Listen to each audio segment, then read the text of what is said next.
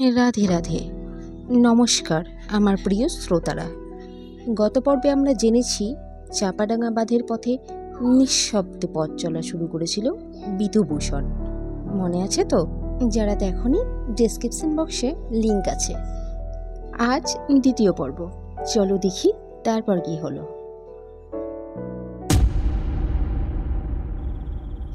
বাঁধের চারপাশটা তখনও ঘুটঘুটে অন্ধকার, ঝিঝি পোকার ডাক ছাড়া আর কোনো শব্দ নেই।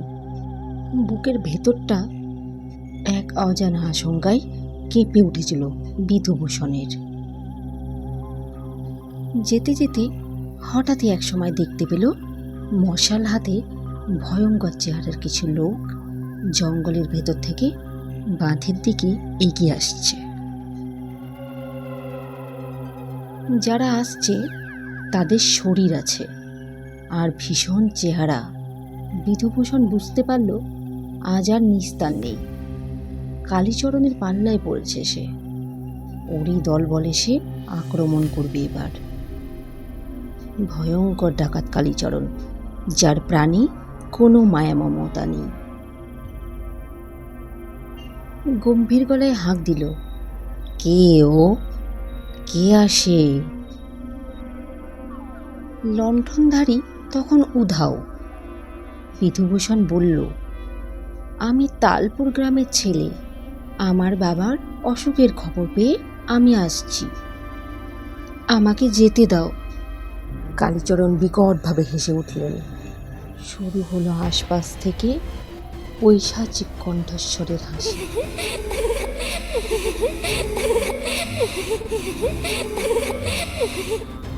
কে হাসে? কারা হাসে? কে? ধমকে উঠল কালীচরণ। হাসিটাও থেমে গেল। কালীচরণ বলে উঠল, ওরে দুগ্ধপোষ্য বালক, নিয়তির ডাক না পেলে এই দামোদর বাঁধে রাতের বেলা কেউ আসে না রে। তোর মরণ যে ঘনিয়ে এসেছে। অমনি ফ্যাসফেসে গলায় অন্ধকার থেকে কারা যেন বলে উঠল, তোর মরণ ঘনিয়েছে, তোর মরণ ঘনিয়েছে, তোর মরণ ঘনিয়েছে। গর্জে উঠল কালীচরণ। কে? কে বলে এই কথা? কে বলে? কে? আবার সব চুপ।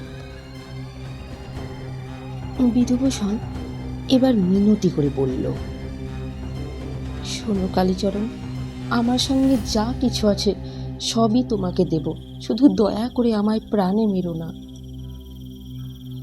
একবার অন্তত আমায় ঘরে যেতে দাও। বাবা আমার মৃত্যু শয্যায়, তাকে একবার শেষ দেখাটা দেখতে চাই। কালীচরণ আবার হাসল, বলল, ওরে সাপের লেখা আর বাঘের দেখা, জানিস তো আমি সেই বাঘ। ডাক তোর বাবাকে, ডাক তোর ভগবানকে, আমার নাম কালীচরণ। বলেই বল্লমটা উঁচিয়ে সজোরে ছুঁড়ে দিল বিধুভূষণের দিকে। বল্লমটা বিধুভূষণের বুকে লেগেই ভেঙে টুকরো হয়ে মাটিতে পড়ে গেল। ঠং করে একটা শব্দ হলো শুধু। বিধুভূষণ তখন লোহার মতো কঠিন হয়ে গেছে। ওর চোখ দুটো ক্রোধের আগুন। সে রেগে বলল, তবে রে শয়তান। বলেই সে বজ্রবাহু নিয়ে ধীরে ধীরে এগিয়ে গেল কালীচরণের দিকে। বিধুভূষণের সেই ভয়ঙ্কর মূর্তি দেখে লাঠি ও বল্লম ফেলে ওর দলের লোকেরা যে যেখানে পালালো। পারল না শুধু পালিয়ে যেতে কালীচরণ। বিধুভূষণ তখন এক অদ্ভুত শক্তির অধিকারী হয়ে উঠেছে। সে এক হাতে কালীচরণের গলা টিপে তাকে শূন্যে ঝুলিয়ে দিল, আর এক হাতে কালীচরণের চুলের মুঠি ধরে দেহ থেকে মুন্ডুখানা আলাদা করে দিল। নিমিষের মধ্যেই সব কিছু শেষ। কারা যেন বলে উঠল, সাবাস বিধুভূষণ, সাবাস।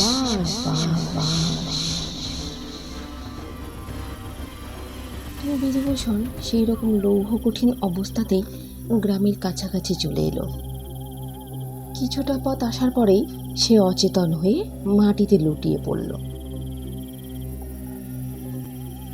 পরদিন সকালে গ্রামের লোকজন এসে বিধুভূষণকে উদ্ধার করল।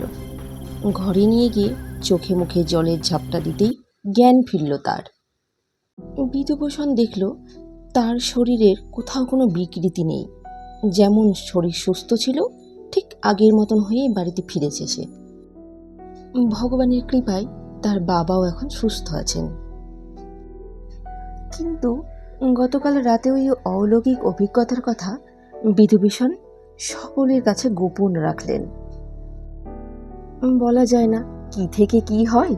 সকলকে ভূতের গল্প শোনাতে গিয়ে শেষকালে খুনের দায়ে ধরায় পড়বে তা কে জানে। সে যাই হোক, সেই থেকে বিধুভূষণ আর কখনো ভুলেও রাত্রিবেলা ওই পথ হননি। গল্পটি আপনাদের কেমন লেগেছে অবশ্যই কমেন্ট বক্সে জানাবেন। চ্যানেলটি সাবস্ক্রাইব করে পাশে থাকবেন। খুব শীঘ্রই আরও একটি নতুন গল্প নিয়ে দেখা হচ্ছে পরের ভিডিওতে।